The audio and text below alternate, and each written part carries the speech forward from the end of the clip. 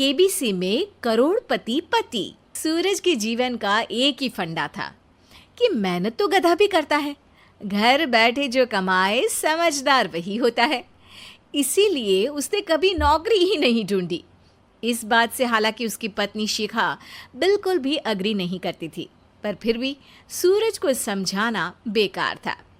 TV में कैसे बनोगे करोड़पति का ऐड देखकर उसे लगा कि बस अब तो घर बैठे ही वो करोड़पति बन सकता है, और उसके पीछे उसने अपने सारे सोर्सेस एक्टिव कर दिए।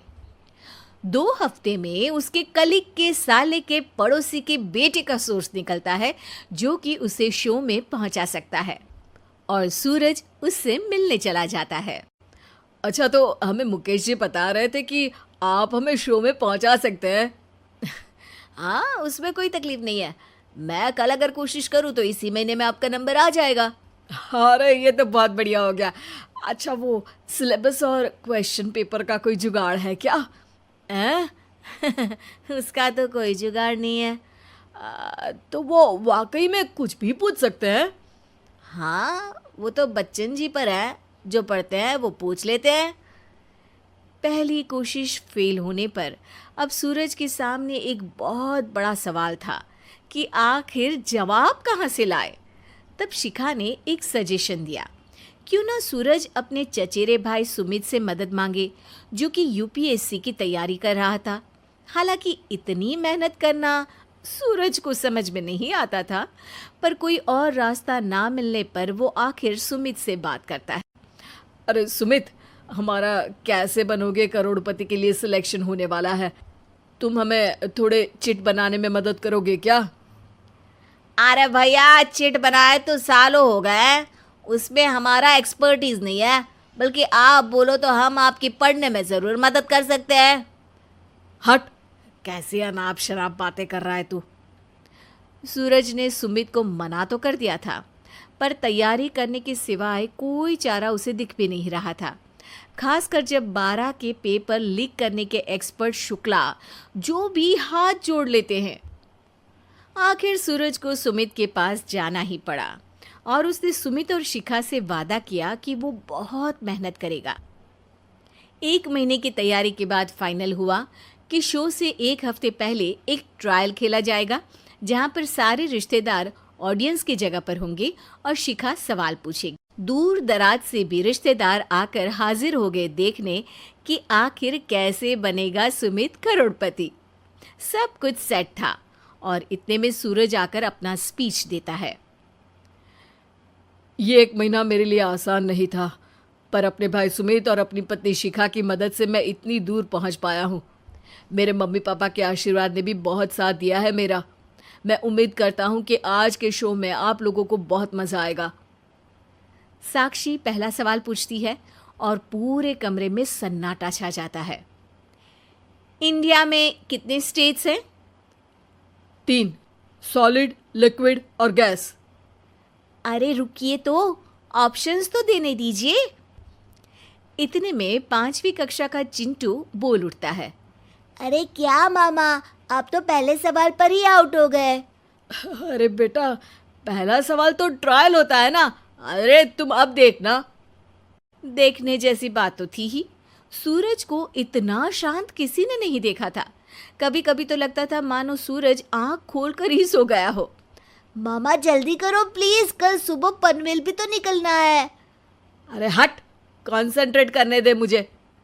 3 सवाल में 3 लाइफलाइन खत्म हो चुकी थी, और अब चौथे सवाल पर भी सूरज का मौन नहीं टूटा। पर सूरज अभी भी हार मानने को तैयार नहीं था। उधर हर कोई सूरज को छोड़ सुमित को देख रहे थे। आखिर सुमित ने ही तो पढ़ाया था सूरज को। गजब बेइज्जती है यार। अरे बेटा, तो बाप का, दादा का, भाई का, सबका नाम बुड़वाएगा। अरे 3 लाइफलाइन ले ली तो भी तेरा कुछ नहीं होना है। अरे कोई इतनी बात करता है क्या शो पर? अरे बेटा, शो पर तेरे जैसे भी तो नहीं आते ना। सूरज की ये जंग आखिर 1 घंटे बाद 5वें सवाल पर खत्म हो गई, जब उसने इंडिया के नेशनल बर्ड का नाम कहा, कौवा। अरे बेटा, मजा तो बहुत आया, बस थोड़ा टाइम पर खत्म होता तो आनंद भी आ जाता। ताने बारिश के बूंदों की तरह बरस रहे थे और सूरज को भी समझ आ रहा था कि ये करोड़पति बनना शायद उसके बस के बाहर की बात है। पर वो आखिर ये बात मान कैसे लेता? वो सख्त लौंडा जो ठहरा, उसने सोचा कि बेइज्जती तो हो ही चुकी है, पर अगर मैं हार नहीं मानूं तो शायद कुछ हो सकता है। शिखा, तुम देखना, असली शो में आग लगा दूंगा, आग। करोड़पति बनूंगा मैं। हाँ, सब्जियां खत्म हो गई है घर पे, ले आओ। पहले पति बन जाओ, फिर करोड़पति बनना। अरे गजब बेइज्जती है यार। बेटा, अभी तो घर पर ही हुई है, 1 हफ्ते में तो तुम देश के सामने करवा कर आओगे। वैसे जब टीवी पर जाओ ना तो बस अपने मम्मी का ही नाम लेना, ठीक है? कोई पूछे तो बोलना कि पापा नहीं है मेरे। अरे पढ़ाई की, पेपर निकलवाए, इतने सारे लोगों को खाना खिलवाया, क्या फ़र्क पड़ा? इसीलिए मैं कहता हूँ कि मेहनत तो गधा भी करता है, घर बैठे जो कमाए वही सिकंदर। लेकिन मामा, गधे भी जानते हैं कि हमारा राष्ट्रीय पक्षी मोर है।